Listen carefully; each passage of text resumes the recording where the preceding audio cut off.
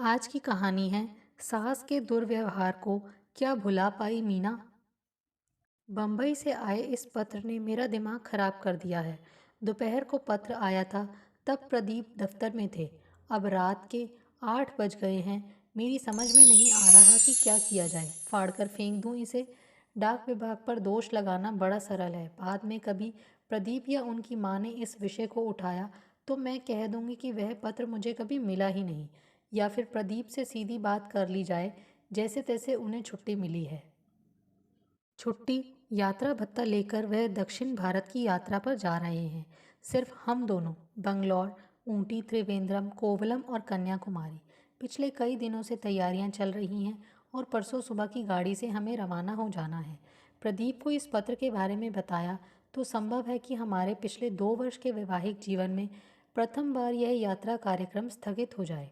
फिर मन इस मानवीय आधार पर पूरे प्रसंग की विवेचना करने लगा। प्रदीप की माँ मेरी सास हैं। सास और माँ में क्या अंतर है? कुछ भी तो नहीं। उनकी बाई टांग में प्लास्टर चढ़ा है, स्नानागार में फिसल गईं, टखने और घुटने की हड्डियों में दरार आ गई है। गनीमत हुई कि वे टूटी नहीं। उन्हें 3 सप्ताह तक बिस्तर पर विश्राम करने की सलाह दी गई है। घर पर कौन है? प्रदीप के पिता, छोटा भाई और सीमा। अरे सीमा कहाँ है?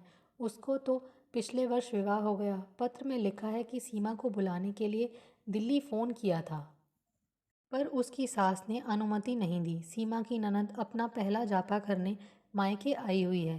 सास का गठिया परेशान कर रहा है। उधर सीमा का पति किसी विभागीय परीक्षा की तैयारी कर रहा है। प्रदीप के भाई ने पत्र में लिखा है, माँ जी ने ही लिखवाया है।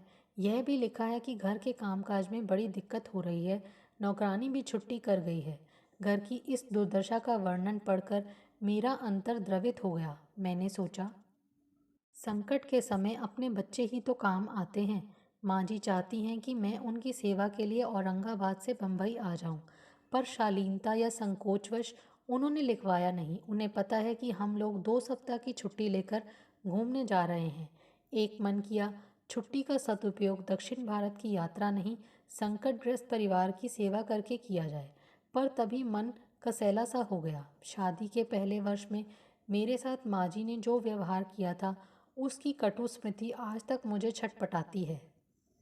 तब प्रदीप बम्बई में ही नियुक्त थे। मैं अपने सास ससुर के साथ ही रह रही थी।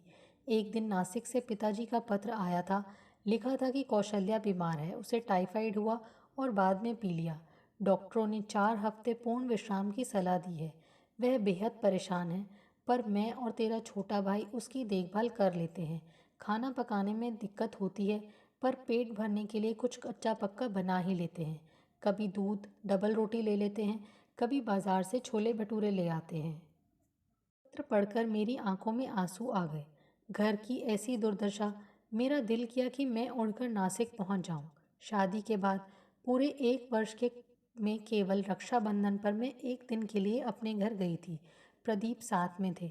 मैंने माँ जी से घर जाने के लिए कहा तो वह संवेदन शून्य स्वर में बोली, शादी के बाद लड़की को बात बेबात मायके जाना शोभा नहीं देता।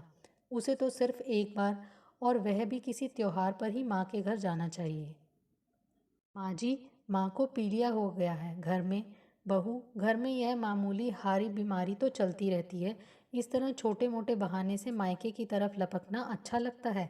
माँ जी ने विद्रूप स्वर में ताना कसा। पर भाई और पिताजी को ठीक से खाना नहीं मिल रहा है। देखो बहू, उस घर को भूल जाओ। अब तो तुम्हारा घर यह है। तुम्हारा पहला फर्ज बनता है कि हम लोगों की सेवा। माँ जी, यह तो ठीक है, पर ज़रा सोचिए, जिन माँ बाप ने जन्म दिया, जिन्होंने पाल पोस कर इतना बड़ा किया, शादी ब्याह किया, क्या कोई लड़की उन्हें एकदम भुला सकती है? यह तो खून का अटूट संबंध है, इसे भुलाना संभव नहीं। मैं भावावेश में कह गई, बहू, हमारे भी माँ बाप थे, हमारे भी खून के संबंध थे, पर एक बार इस घर की चौखट के अंदर कदम रखा नहीं कि एक झटके से मायके को भूल गए। यह तो जग की रीति है। शादी होती है, 7 फेरों के साथ लड़की का नया रिश्ता जुड़ता है, पुराना रिश्ता टूट जाता है। ऐसा ही होता आया है। वह तो ठीक है माँ जी, लड़की का कर्तव्य है कि वह सास ससुर पति बच्चों की सेवा करे, पर इसका यह अर्थ नहीं कि वह अपने जन्मदाताओं के सुख दुख में भी काम न आए। यह कैसी एकांगी विचारधारा है? जो शादीशुदा लड़कियां हर समय मायके वालों के चक्कर में पड़ी रहती हैं, वे ससुराल में किसी को सुखी नहीं रख सकती। दो घरों की एक साथ देखभाल असंभव है। माँ जी, क्या दोनों के बीच कोई संतुलन? मीना, तुम बहुत बहस करती हो। मानती हूँ तुम पढ़ी लिखी हो, पर इसका यह मतलब नहीं कि। मैं बहस नहीं कर रही हूँ, मैं एक हफ्ते के लिए नासिक जाने की आज्ञा मांग रही हूँ। मैं कुछ नहीं जानती, तुम जानो और तुम्हारा पति। माँ जी का उखड़ा स्वर, फूला मुंह और मटकती हुई गर्दन क्या मेरी प्रार्थना की अस्वीकृति के साक्षी नहीं थे? मेरा मन बुझ गया। क्या यह क्रूरता और हृदयहीनता नहीं? अपने स्वार्थ के लिए संबंधियों के सुख दुख में भागीदारी ना करना क्या उचित है? उद्विग्न और निराश मैं चुप लगा गई।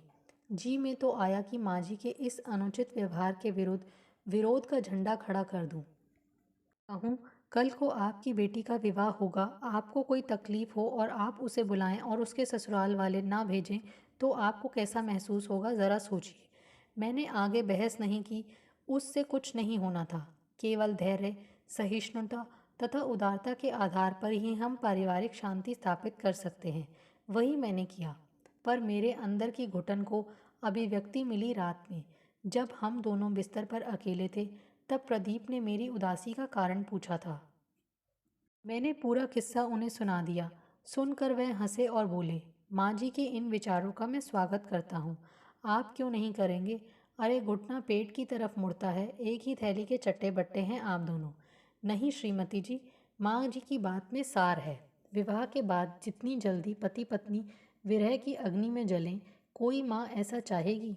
आप सोचते हैं किसी लड़की के माँ बाप भाई बहन भूखे रहें और वह मिलन के गीत तू मेरा चांद में तेरी चांदनी गाती रहे? इस बार प्रदीप गंभीर हो गए। बोले, भाई नाराज़ क्यों होती हो? अगर जाना चाहती हो तो ठीक है, कल सुबह माँ जी को पटाने की कोशिश करेंगे।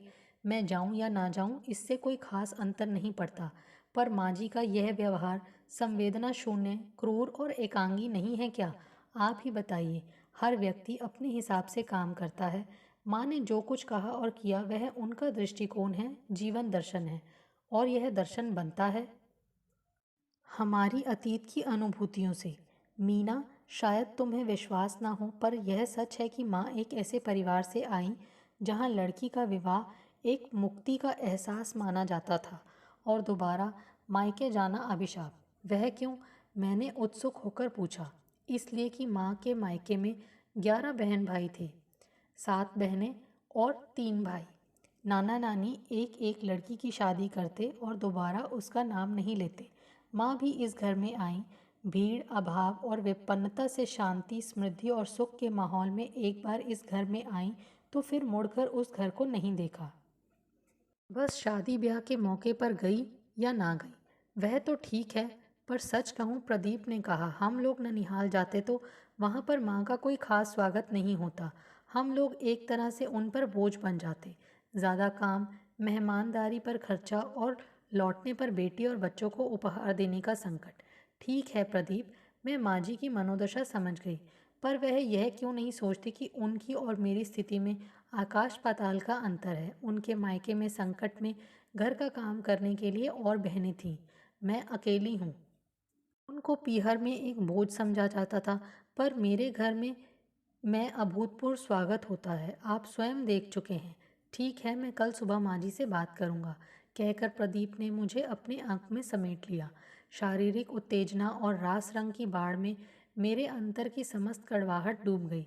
अगले दिन सुबह मैं तो रसोई घर में नाश्ता बनाने में व्यस्त थी और माँ बेटा बाहर मेरे नासिक जाने के प्रश्न पर ऐसी गंभीरता से विचार कर रहे थे जैसे संयुक्त राष्ट्र संघ में निरस्त्रीकरण पर बहस। मैं नाश्ता लेकर बाहर आई तो महसूस किया जैसे प्रदीप विजय के द्वार पर पहुंच गए हैं। माँ उनसे कह रही थी, बीवी का गुलाम हो गया है। उसी स्वर में बोलने लगा है। मुझे देख उन्होंने बनावटी गुस्से में कहा, बहू तू 2 हफ्ते के लिए नासिक चली जाएगी तो इस घर और प्रदीप की देखभाल कौन करेगा? आप जो हैं माँ जी। मेरे मुंह से अनायास निकल गया। मैं नासिक गई। पहुंचकर देखा माँ पीली पड़ गई थी, एकदम अशक्त और असहाय। पिताजी कैसे उलझे और अस्त व्यस्त से लग रहे थे और भाई कलांत। मुझे देखते ही तीनों के चेहरे खिल गए। एक मुक्ति, निश्चिंतता का भाव उनके मुख पर उभर आया। तू आ गई बेटी, अब कोई चिंता नहीं, तेरे बिना तो यह घर खाने को दौड़ता है। मैं बिस्तर पर पड़ गई। घर के रंग ढंग ही बिगड़ गए। माँ ने उदास स्वर में कहा, काश मेरी सास होती उस समय और देख पाती उन लोगों के मुख पर उभरती संतुष्टि, कृतज्ञता तथा संकट मुक्ति की अनुभूति को। मीना, क्या बात है, आज तो शाम से तुम गौतम बुद्ध हो गई हो, एकदम समाधिस्थ चिंतन में डूबी। प्रदीप ने मेरे दोनों कंधे पकड़कर झकझोर दिया। मैं अतीत की गलियों से लौटकर वर्तमान के राजपथ पर आ गई। हाँ, मैं सचमुच खो गई थी। 3 विकल्प थे मेरे सामने। 2 में बेईमानी, संवेदन शून्यता और क्रूरता थी। अनायास मैंने दोपहर को बम्बई से आया पत्र प्रदीप की ओर बढ़ा दिया। उलझे हुए हाव भाव का प्रदर्शन करते हुए उन्होंने मुझसे पत्र लिया और गौर से पढ़ने लगे। मेरी दृष्टि प्रदीप के मुख पर टिकी थी। कुछ पल पूर्व की प्रफुल्लता उनके चेहरे से काफूर हो गई और उसका स्थान ले लिया चिंता, ऊहापोह, उलझन और उदासी ने। पत्र पढ़कर प्रदीप ने मेरी तरफ याचक दृष्टि से ताका और बोले, यह तो सब गड़बड़ हो गया, अब क्या करना है? सीमा की ससुराल वाले भी कमाल के लोग हैं। मायके में इतनी परेशानी है, पर उन्हें तो अपने बेटे के इम्तिहान और बेटी के जापे की चिंता है। बहू की माँ चाहे मरे या जिए, उनकी बला से। प्रदीप, हर सास ऐसा ही सोचती है। याद है पिछले साल आपका औरंगाबाद तबादला होने से पहले मेरे घर से चिट्ठी आई थी, मैंने तुम्हें भेजा था। हाँ प्रदीप, आपने समझदारी से काम लिया था, पर मैंने आपको एक बात नहीं बताई। क्या? माँ जी ने मुझे बड़ी कड़वी बातें कही थी। उन्होंने कहा था कि जो लड़कियाँ बात बेबात मायके दौड़ती हैं उनका अपना घर कभी सुखी नहीं रह सकता। लड़की की माँ बेटी की समस्याओं के लिए ससुराल वालों की आलोचना करती है, लड़की को भड़काती है, ससुराल वालों के प्रति उनके मन में वितृष्णा उत्पन्न करती है। फल यह होता है कि लड़की अपने घर जाकर स्थापित नहीं हो पाती। मीना, उसको छोड़ो, अब बताओ क्या करना है? प्रदीप ने पूछा। करना क्या है? हमें कल सुबह ही बम्बई रवाना होना है। और छुट्टी का क्या होगा? प्रदीप, घूमने फिरने के लिए पूरी जिंदगी पड़ी है। हम माँ जी को बीमार और पिताजी तथा भैया को इस संकट में छोड़कर सैर सपाटे के लिए कैसे जा सकते हैं? मायका हो या पति का घर, बच्चों तथा बहू बेटी का माँ बाप सास ससुर की सेवा करना प्रथम कर्तव्य है। और यह जो सामान बंधा हुआ है उसका क्या होगा? उसे भी बम्बई लिए चलते हैं। प्रदीप ने मेरी ओर अनुराग भरी दृष्टि डाली। क्या उसमें केवल स्नेह था? नहीं, उसमें प्रशंसा, गर्व, खुशी और संतोष सबका संगम था। अगले दिन दोपहर बाद करीब 3:30 बजे हम लोग मुंबई पहुंच गए। अचानक बिना किसी पूर्व सूचना के हमें आया देखकर माँ, पिताजी और छोटे भैया के चेहरों पर सूर्योदय के बाद की सी चमक आ गई। वे कितने खुश, मुग्ध और चिंता रहित से लगने लगे थे। मैंने माँ जी की दशा देखी तो अपने निर्णय की बुद्धिमत्ता का विचार आत्मतुष्टि उत्पन्न कर गया। वास्तव में वह काफ़ी तकलीफ में थी। साथ ही घर पूरी तरह से अस्त व्यस्त हो चुका था। बहू आ गई, अब कोई चिंता नहीं। यह थी पिताजी की प्रतिक्रिया। उन्होंने चैन की सांस ली। भाभी, आप अचानक कैसे आ गई? मेरे देवर ने घोर आश्चर्य से पूछा। बहू, तुम लोग तो दक्षिण भारत की यात्रा पर जाने वाले थे, माँ जी ने पूछा। हाँ माँ जी, पर माता पिता की सेवा तो हम सबका प्रथम कर्तव्य है। आपकी दुर्घटना की सूचना पाकर हम सैर सपाटे के लिए कैसे जा सकते थे? माँ जी कुछ नहीं बोलीं, केवल उनकी आंखों में नमी उभर आई। हमारे आगमन से घर में नवजीवन का संचार हो गया। मैंने आते ही घर के संचालन की बागडोर संभाल ली। सफाई, धुलाई, रसोई घर का काम, खाना बनाना, माँ जी की सेवा और समय समय पर उनको दवा तथा खान पान देना। 3-4 दिन में ही घर का कायाकल्प हो गया। चौथे दिन माँ जी के मुख से निकल ही गया, घर को पुरुष नहीं औरत ही चला सकती है, चाहे वह बहू हो या बेटी। मैं क्या कहती, शब्दों में नहीं गर्दन को हिलाकर मैंने माँ जी के कथन से अपनी सहमति प्रकट कर दी। सीमा की ससुराल वाले बड़े मतलबी और स्वार्थी हैं। जोत रखा होगा मेरी बेटी को। 4 दिन पहले ननद की बेटी हुई है। जच्चा का कितना काम फैल जाता है। सास की निर्दयता तो देखो, उसे इतना भी ख्याल नहीं कि बहू की माँ की टांग टूट गई है और घर पर कोई नहीं है देखभाल करने वाला। माँ जी की भुनभुनाहट सुनकर मुझे अंदर से खुशी हुई। इंसान पर जब बीतती है तब उसे पता चलता है। पिछले वर्ष माँ जी को क्या हुआ, तब वह सास थीं और आज केवल माँ। 8वें दिन एक अप्रत्याशित घटना घड़ी। शाम के 8 बजे अचानक बिना किसी पूर्व सूचना के सीमा आ धमकी। साथ में था अशोक, उसका पति। घर में खुशी की धूम मच गई। माँ जी की आंखों से खुशी के आंसू बह निकले। बेटी और दामाद का अनायास आगमन निश्चित रूप से अभूतपूर्व सुख का क्षण था। हमें देखकर वे दोनों चौंके। उन्होंने हमारे वहाँ होने की कल्पना तक नहीं की थी। चिट्ठी पाकर दौड़े चले आए बेचारे। एक सप्ताह से बहू ऐसी सेवा कर रही है कि बस पूछो मत। माँ जी के स्वर में सच्ची प्रशंसा थी। भाभी, कितनी छुट्टियां बची हैं तुम्हारी? सीमा ने पूछा। यही 8-10 दिन। मैंने एक दीर्घ निश्वास छोड़कर कहा। ठीक है, कल खिसको यहाँ से। अब मैं संभालती हूँ यह मोर्चा। सीमा बोली। पर अब आरक्षण वगैरह कैसे मिलेगा? प्रदीप के स्वर में निराशा थी। भैया, मतलब तो छुट्टी और सैर सपाटे से है। दक्षिण नहीं जा सकते तो गोवा चले जाओ। बसें जाती हैं, वहाँ ठहरने के लिए जगह मिल ही जाएगी। केलनगूड तट की सुनहरी बालू में अर्धनग्न लेटकर मस्ती मारो। सीमा एक सांस में कह गई। प्रदीप ने मेरी तरफ देखा और मैंने उसकी तरफ। हाँ बहू, अब सीमा आ गई है। तुम लोग कल चले जाओ। क्यों छुट्टियां बर्बाद करते हो? कहकर माँ जी ने सीमा से पूछा। क्यों री, तेरी सास ने तुझे कैसे छोड़ दिया? पिताजी की चिट्ठी पढ़कर उन्होंने खुद कहा कि मैं तुरंत मुंबई जाऊं। उन्होंने तो पहले भी मना नहीं किया था। वह तो मुझे ही कहने का साहस नहीं हुआ। इनके इम्तिहान, मंजू बहन जी का जापा और फिर यह भी आपको देखने के लिए चिंतित हो गए। माँ जी के मुख पर रुपहली आभा बिखर गई। वह भावातिरेक से कांपने लगी। फिर कुछ क्षण बाद बोली।